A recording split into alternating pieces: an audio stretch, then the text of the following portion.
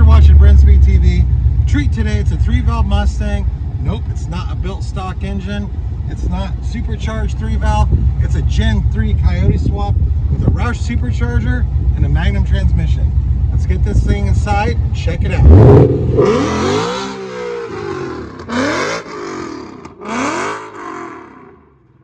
All right, so here's what we have going today. We're gonna look at this, not a 3-valve Mustang anymore, but it's a Coyote swap. I love those. We do a lot of different Coyote swaps, whether it's old trucks, could be old Mercury, an old Mustang. Hey, it could be a 3-valve at one time Mustang. We even put these in new edges, but I wanna look at the engine compartment. Might get a little long because I wanna put it up on the lift and look underneath the car. I wanna show you a couple cool things on the interior.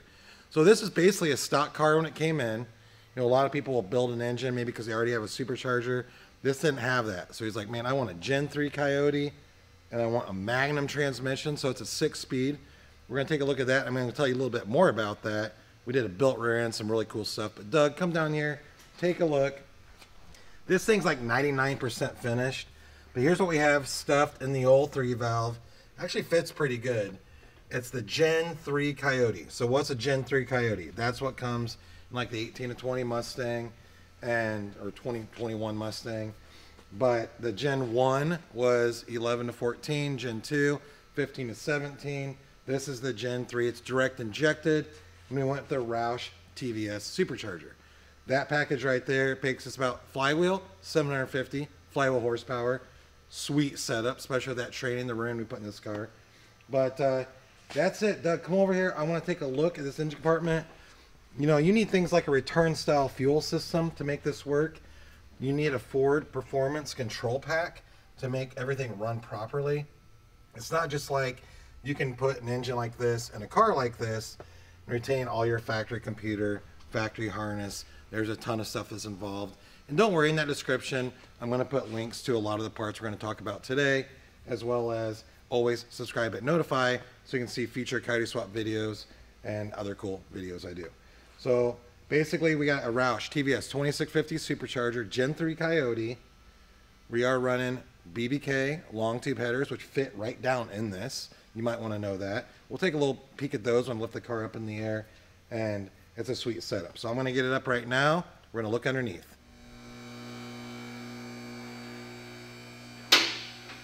Before I go underneath the car, I do want to show you something. You know, this isn't just on a Coyote swap, but this is about braking, stopping power on pretty much any build. So you take a car like this, it's 300 horsepower roughly from the factory, and now we're over 700.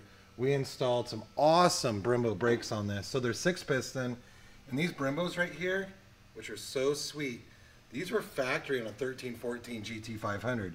We have these available. They fit right on here as long as your wheel will clear it, which this one will. And that's a really good thing to do. You know, you're always constantly thinking about, I want power, I want power. I talked to a lot of you guys about cooling mods. You're like, I'm not thinking about cooling mods, but you're adding a bunch of power, you need to do that. Same thing with stopping. The factory brakes in this car were not designed for the type of power it's making, but these are gonna work really, really good, and they work on a lot of different Mustangs that, you know, you get up to that 5, 6, 7 higher horsepower range. That's a good brake right there. But Doug, let's walk back here. I'm going to start at the back of the car, talk a little bit about what we've done. We'll work our way up to the front, and then I'm going to get this back down off the lift. When I show you a couple things on the inside, we're going to wrap this up. So the rear end. So we have the factory 8.8, but we upgraded it. So whether you have a 3-valve engine or you're doing a swap like this, the rear end, you know, is basically going to be the same type build. We do upgraded Moser axles in this. You got a diff cover. It's got an Eaton differential. We changed the 373 gears, which should be a great gear with the Magnum transmission. So that's basically like a rear end build right there. We did weld the axle tubes. A lot of upgraded suspension on the back of this car. Hey, check this out. Got some Borla tacks on it. Those are awesome mufflers. But back to the suspension, you know, you got your BMR parts. So your lower control arm relocation brackets, you've got BMR lower control arms. Of course, you got the adjustable panhard bar, because once the car's been lowered a little bit, you need to keep that rear end centered. So that's why you use an adjustable panhard bar on that. We have upgraded rear sway bar. I mean, pretty much mostly everything's upgraded, along with some sweet Coney shocks and struts on this car right here. Let's work our way up. So we do have an aluminum drive shaft. Again, this will be a requirement when you do a Magnum transmission conversion, whether you're putting a Magnum in, let's say your 3-valve, or you're doing a Coyote swap with a Magnum. This is a drive shaft that's actually produced that fits. So a lot of the drive shafts we use have to be custom made, like for the application. This is one we can buy that will go right in. I'll have a link in the description to that right there. Drive shaft safety loop up underneath this.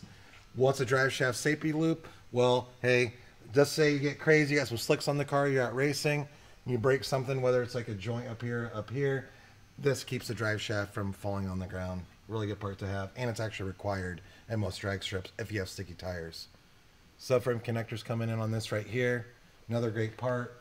Let's work our way up. So we have the exhaust, all right? We have a catted X pipe is what we're running on this. So you saw the Borla Attack mufflers.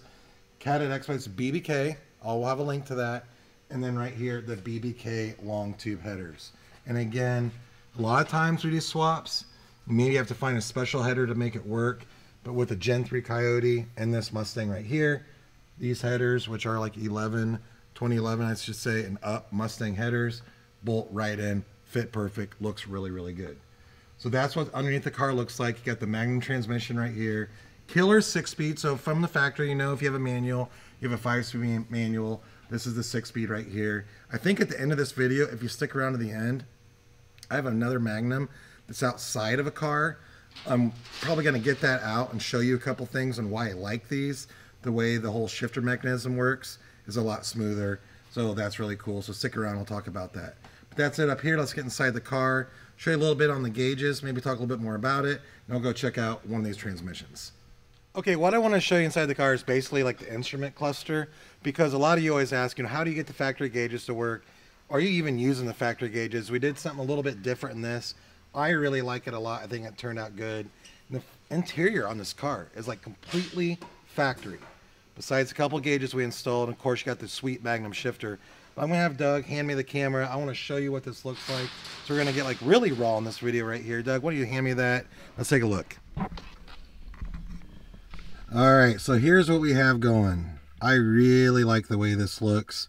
So we went with altimeter on the tack and on the speedo, but you're going to retain all the factory gauges in the center. So your battery and your oil pressure, of course, fuel and engine coolant temp. We have a shift light right here, but then you got the sweet speedo over here, and you have the sweet tack. And all this is functional.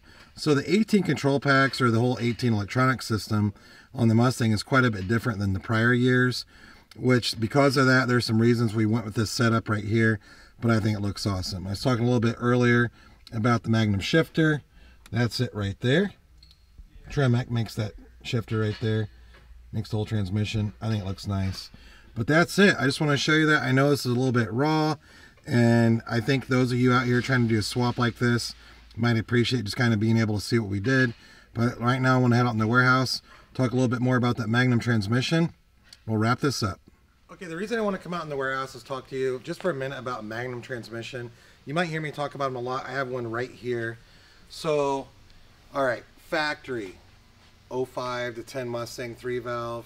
You know, you have a 5-speed manual transmission, right? That will bolt. You could use that transmission on that Gen 3 Coyote, but really it's like you're building her in, you're putting a badass engine in it, supercharged. Why keep that weak transmission? This is basically a Magnum, I call it, by Tremec. And I want to show you just basically something about the shifter design on this. Now, not only is this a transmission that we use on builds that are, you know, 700-800 plus real horsepower if you're going to keep the manual transmission. It's a 6-speed, but this is actually out of a 04 and prior. So this is a Magnum that you'd put in, you know, a 99 04 Mustang. The only difference is, you know, that basically has a clutch fork on it, where the Magnums we use on the 05 and newer use a slave cylinder, but the bulk of the transmission is the same. So the shifter, it goes directly down in the transmission, and it's really easy to shift, and this is very strong. Huge internal parts. Here's what a factory, now this is out of an 11 to 14, but it's basically the same thing. So this is out 11 to 14 6-speed, but your 05 to 10 Mustang, which is a 5-speed, looks much like this. And this is what we call a remote. So the shifter itself mounts up underneath the car. Got your shifter right here. Has a bunch of linkage that runs to the factory transmission. Doug, check that out. So when you shift this, if you watch this right here, you are moving linkage, all this right here, to shift the transmission. A lot of you complain about that. The cool thing about the Magnum, especially when you have a lot of power, I mean, that shifter is right down inside of it. It's really kick-ass. If you've ever driven one of these, they come in a couple different ways. You can pick a different first gear ratios on them. So maybe you want like a lower first gear ratio or a higher first gear ratio. You get a couple choices on that. But if you want something that's, you know, I'm not going to call anything indestructible, but if you want a kick-ass 6-speed manual transmission, this right here is what I use. So hey, I'm Brent from Brenspeed. Thanks for sticking around and watching this whole episode. If you watched it, stick around for more Coyote swap episodes. Subscribe at Notify. You can email quote@brenspeed.com. Say, hey, what's it cost to build my car? But don't forget, what's your budget? Check that description. Understand what parts cost before you get into something like this. That's all I have for today. Leave a comment. Thank you.